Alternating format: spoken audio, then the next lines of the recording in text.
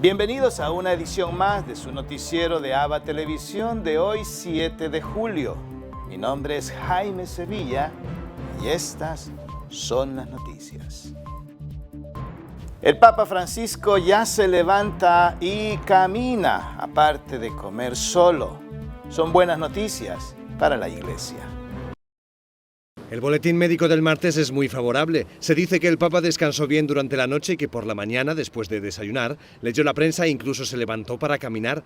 Se concluye señalando que la evolución de Francisco es buena y que así lo confirman los exámenes posoperatorios que se están realizando. Según el Corriere della Sera, la operación fue más complicada de lo previsto y por eso duró 3 horas. Se comenzó con una técnica poco invasiva, pero después los médicos decidieron proceder con el modo más directo. La operación del domingo fue llevada a cabo con gran discreción y sin alarmismos. Permanecerá en el hospital hasta el domingo o el lunes, lo que hará que probablemente rece el Ángelus del domingo, asomándose a la ventana de su apartamento en el Gemelli. Si no hay novedades relevantes, el próximo parte médico se publicará dentro de 24 horas. Médicos descartan que el Papa Francisco tenga otras patologías graves. Respiro de tranquilidad en el Vaticano, pues los doctores han descartado que Francisco sufra patologías más graves. El parte médico del Papa de este miércoles es muy positivo. El examen histológico definitivo ha confirmado una estenosis diverticular grave con signos de diverticulitis esclerosante. Los médicos dicen que el Papa se está recuperando con normalidad.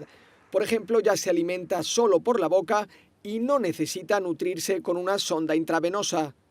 No hay noticias sobre hasta cuándo deberá seguir en el hospital. Por eso no se ha decidido si este domingo el Papa rezará el Ángelus en público. Tras estas ventanas del 10º piso del Hospital Gemelli de Roma, el Papa descansa conmovido por los numerosos mensajes y el cariño recibidos en estos días y da las gracias por la cercanía y la oración. Fallece el jesuita encarcelado en la India por defender a los indígenas sin casta. Los jesuitas lloran la muerte del padre Stan Swami, fallecido el 5 de julio en un hospital de Mumbai, en India. Tenía 84 años y estaba en prisión desde octubre de 2020 acusado nada menos que de terrorismo. Él lo negó, diciendo que lo que hacía era defender los derechos de las comunidades indígenas locales, conocidos como adivasis, en la zona del Jharkhand. Sabemos que destacados intelectuales, abogados, escritores, poetas, activistas, líderes estudiantiles han sido encarcelados por expresar sus opiniones o haber planeado dudas sobre el poder en India. El padre Xavier, que conocía al padre Stan desde hacía más de 30 años, mantuvo una videollamada con su compañero jesuita apenas 2 semanas antes de su muerte. Me dio pena su aspecto, muy frágil, muy débil. Estaba en la cama. No podía hablar mucho, pero se alegró de verme. Lo conozco desde hace más de 30 años. Cuando le mencioné que estábamos intentando defenderlo y rezando por él, dijo: no solo por mí, hay cientos y miles de personas que están sufriendo injustamente en la cárcel. Tienen que ser liberados. El padre Xavier destaca el compromiso del padre Stan hasta el final de su vida en defensa de las comunidades indígenas oprimidas. Estamos muy agradecidos por la vida del padre Stan Swami. Ha sido una inspiración, una fuente de esperanza, una fuente de vida para las comunidades marginadas y por eso en cierto modo estamos celebrando su vida. El padre Stan Swami sufrió una parada cardíaca el domingo por la mañana. Falleció un día antes de que el tribunal estudiara su recurso. Lo rechazaron a pesar de que se alegaba que sufría la enfermedad de Parkinson. Yo lo considero un asesinato político por parte del Estado y de acuerdo con el tribunal. Él era un defensor de los indígenas, les daba voz. Pero la misión del padre Stan no termina con su muerte. Seguramente será retomada por las innumerables personas a las que inspiró, tanto en la India como fuera de ella. Este es un respiro para la creación. Sí, el reciclaje del aceite quemado. Veamos este hermoso reportaje.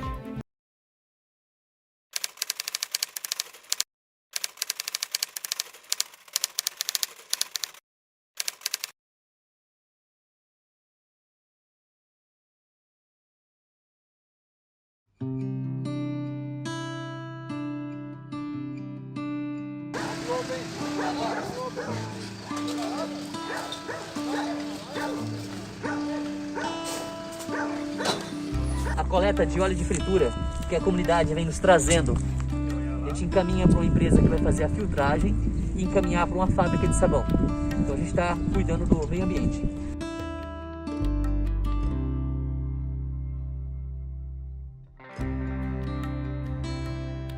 A coleta de eletrônico que vai ser diferente, não vai ser um ponto aqui na nossa paróquia.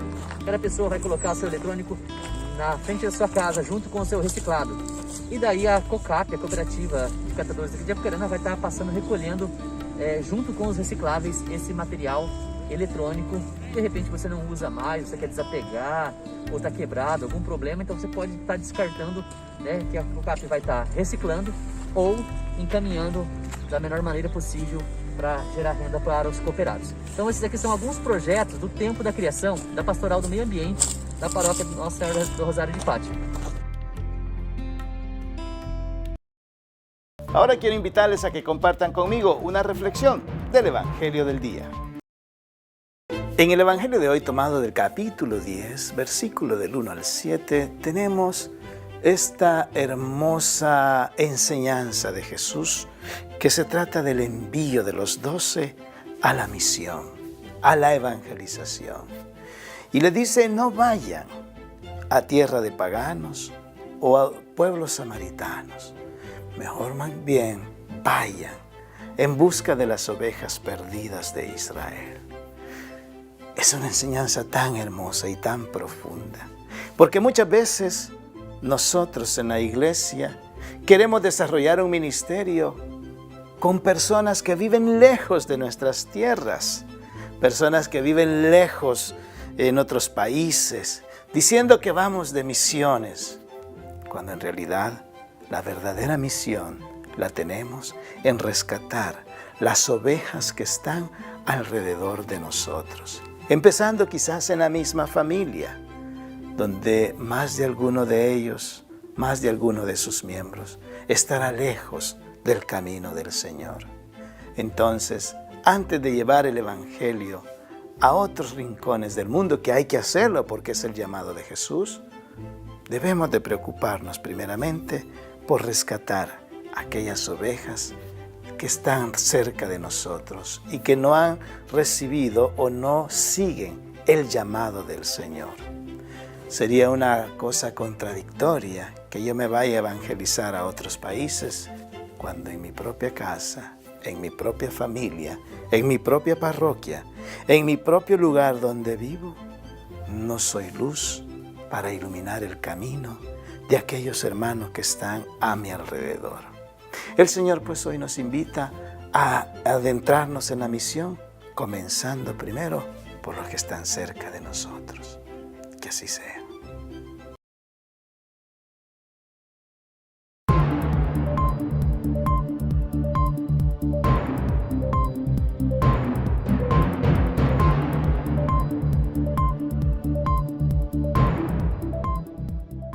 Vamos a los Estados Unidos. Estas son las noticias más importantes traídas a ustedes gracias a la cortesía de La Voz de América.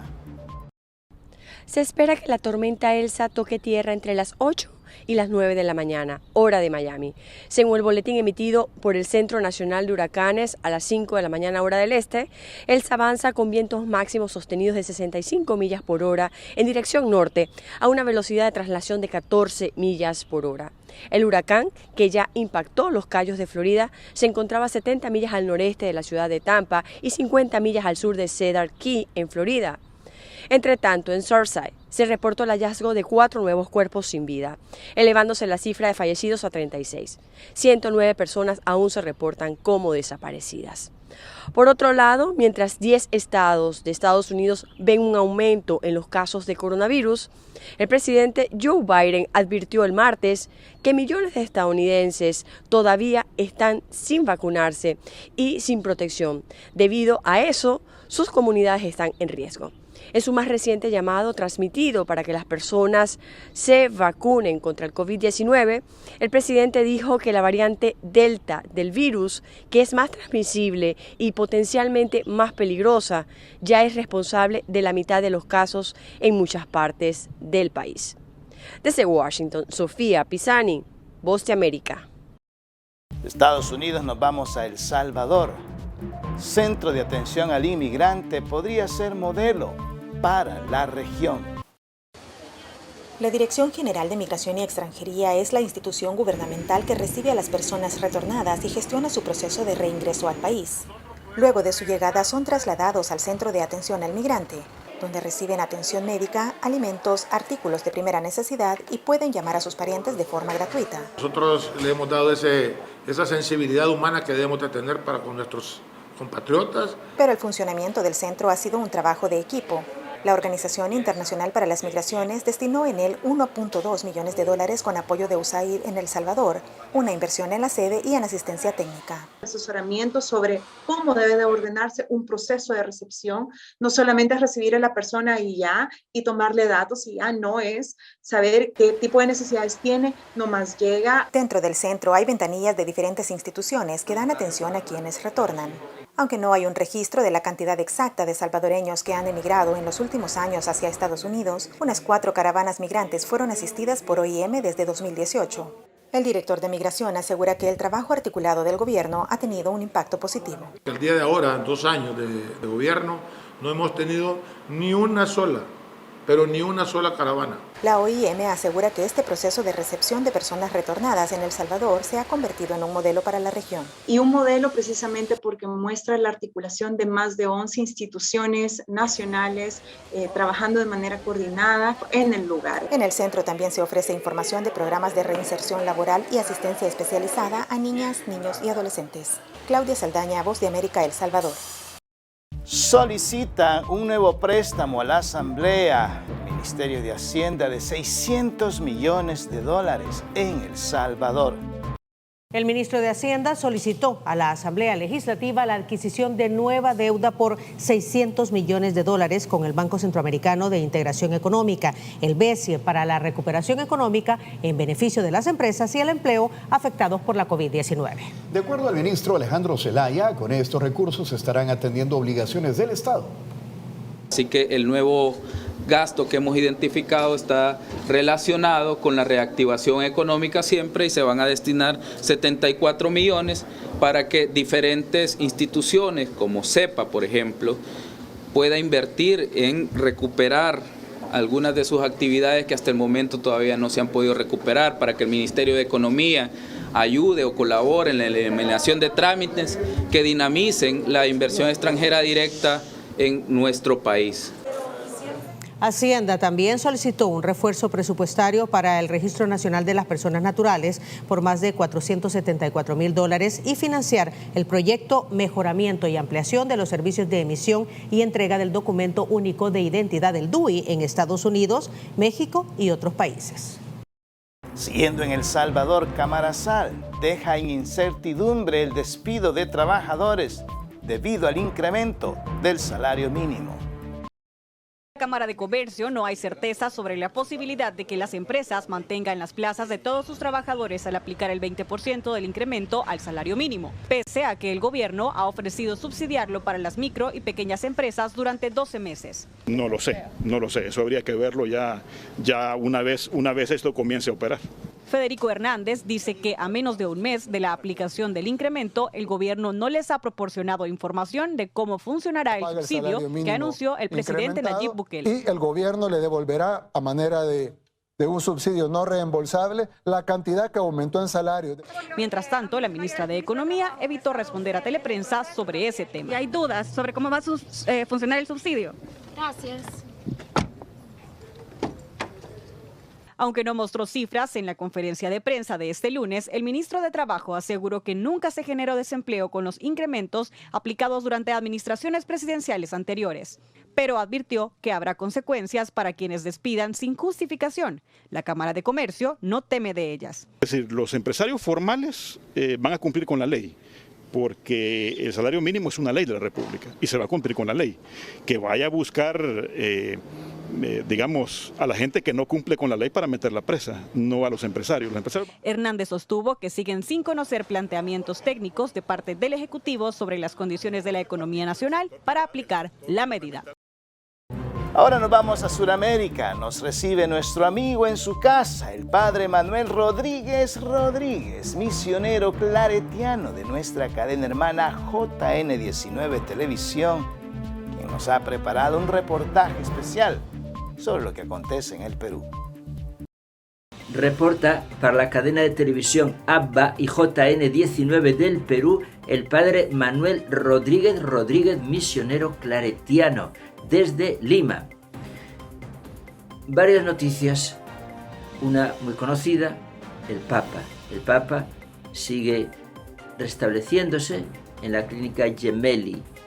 En Perú ha habido muchas oraciones en parroquias, en movimientos, en comunidades por él. Sabemos que se hace en muchas partes del mundo de una manera especial. La Conferencia Episcopal Argentina y Uruguaya han hecho oraciones especiales y han pedido oraciones. El Papa, muy valientemente, espera que el domingo pueda ya presidir el Ángelus desde la ventana del Palacio Papal. Ojalá sea así. Segundo, Monseñor Casaldáliga, que falleció, que es claretiano, está recibiendo ahora un homenaje especial y a través de las publicaciones claretianas se está ofreciendo un estudio y a la vez también pues, una especie de recuerdo de este hombre que fue obispo, fue profeta, fue poeta, fue santo. Tercero, Concitec está presentando revista para visualizar proyectos científicos peruanos, para que se animen más científicos a trabajar por la ciencia, que tiene que ser la que tiene que luego poner remedio a tantos males, sobre todo pues del cuerpo. Cuarto, el Consejo de Prensa peruana expresó su preocupación por tendencias que se están viendo en política de frenar la libertad de expresión. Quinto, la Virgen del Carmen es un centro de estos días de devoción muy grande. En Lima, sobre todo en el centro principal de las Carmelitas de Barrios Altos, se está haciendo la novena online, pero con mucha afluencia de gente que está siguiéndola, porque la Virgen del Carmen pues, es muy atractiva a lo largo y a lo ancho de todo el Perú y en muchísimas parroquias. Sexto, el padre Roberto Padrós, fundador del canal Pax TV, canal 17, y un gran evangelizador con muchos dones y carismas de sanación, de liberación, está cumpliendo 47 años de sacerdocio. Desde aquí, felicitaciones, padre Roberto, con mucho cariño, le felicitamos y también le encomendamos. Séptimo, nuestro canal se está incrementando con algunos programas que producen los mismos trabajadores. Ya salió al aire Ecos y Sonidos de Ayer, saldrá pronto también el noticiero, saldrá también Oración ante el Santísimo y también un encuentro juvenil. Octavo, Pronavec impulsa becas Perú para distintas carreras. Reportó para ustedes el padre Manuel Rodríguez Rodríguez, misionero claretiano.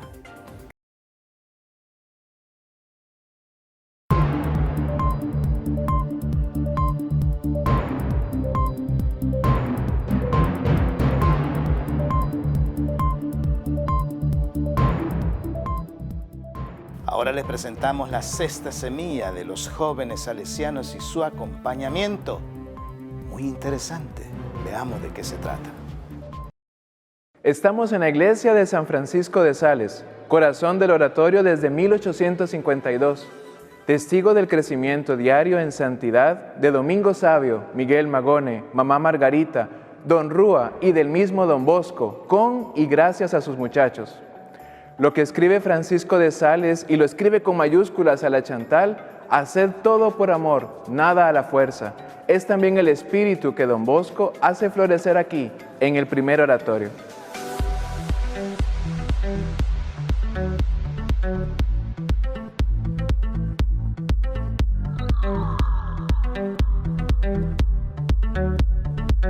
el acompañamiento de los jóvenes y de los jóvenes salesianos se abre al encuentro misterioso que la gracia de Dios obra con la libertad de cada uno.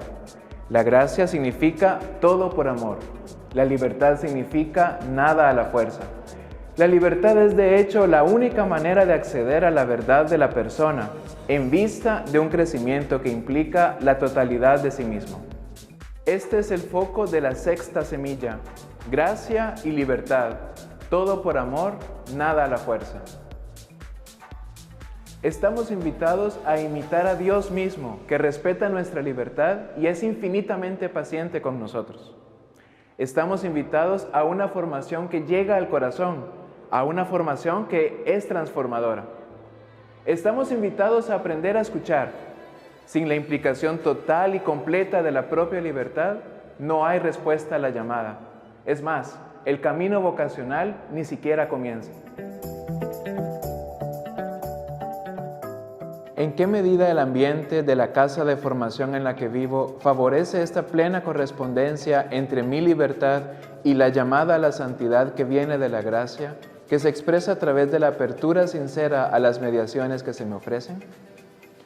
¿Hasta qué punto existe una tendencia al formalismo, a las relaciones tácitamente marcadas por el miedo y la complacencia, solo para evitar problemas, para pasar sin demasiados obstáculos de una fase a otra? ¿De qué manera la experiencia del acompañamiento nos permite aprender el arte de la escucha para captar cuánto trabaja la gracia de Dios en el misterio de la libertad que se desarrolla en cada joven? Lo que Pablo escribe a los Corintios es un buen retrato del espíritu de San Francisco de Sales, tal y como lo vivió Don Bosco. No que nos queremos apropiar de vuestra fe, sino que colaboramos para vuestro gozo. Y hoy el santoral de la Iglesia nos presenta el día de San Fermín, obispo y mártir.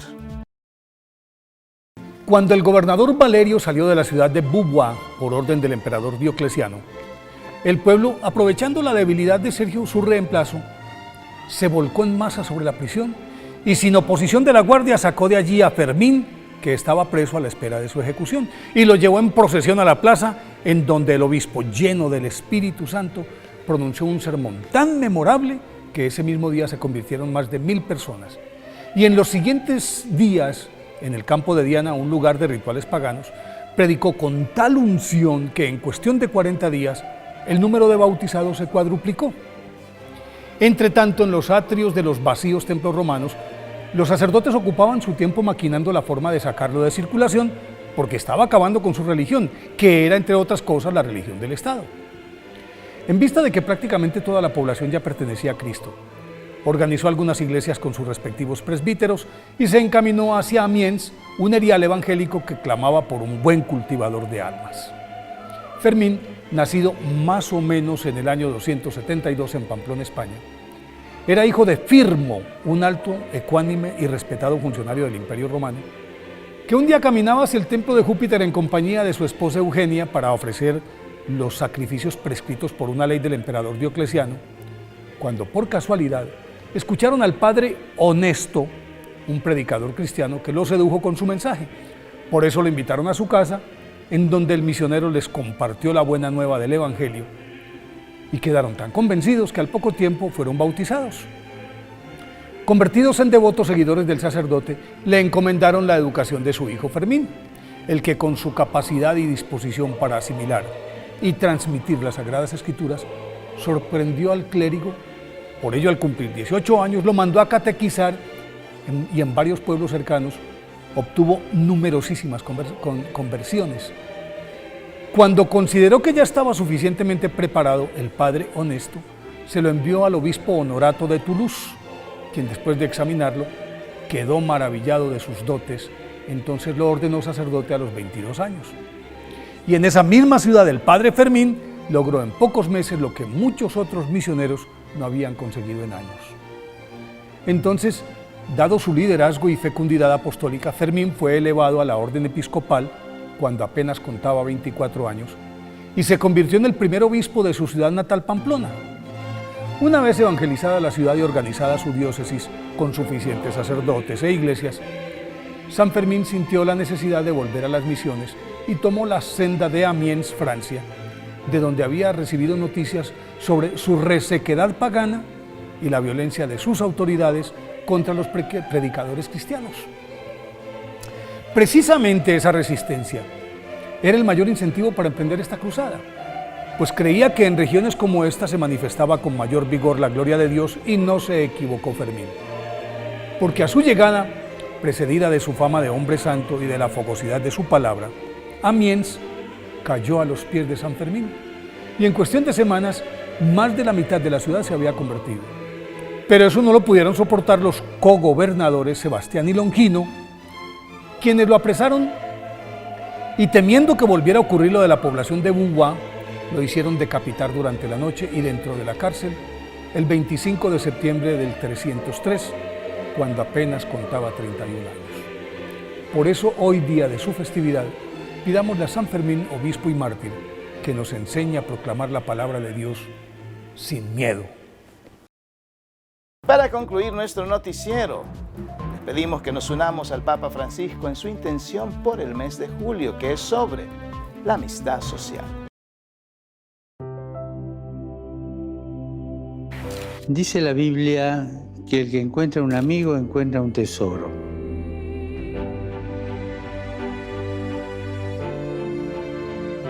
Me gustaría proponer a todos ir más allá de los grupos de amigos y construir la amistad social, tan necesaria para la buena convivencia. Reencontrarnos especialmente con los más pobres y vulnerables. Están en las periferias.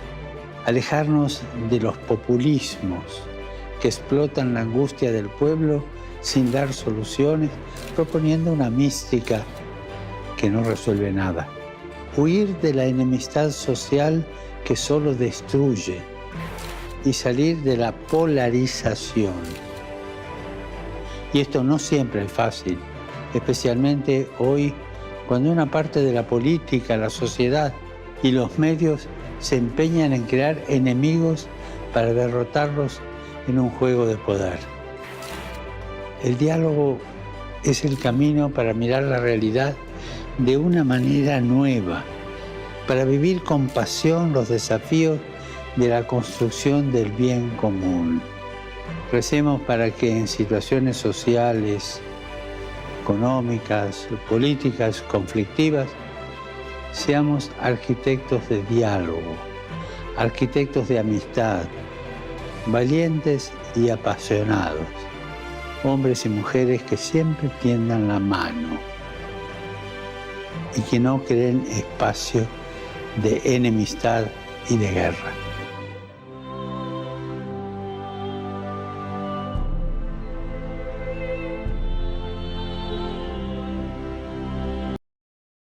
Y así llegamos al final de una edición más de su noticiero de AVA Televisión.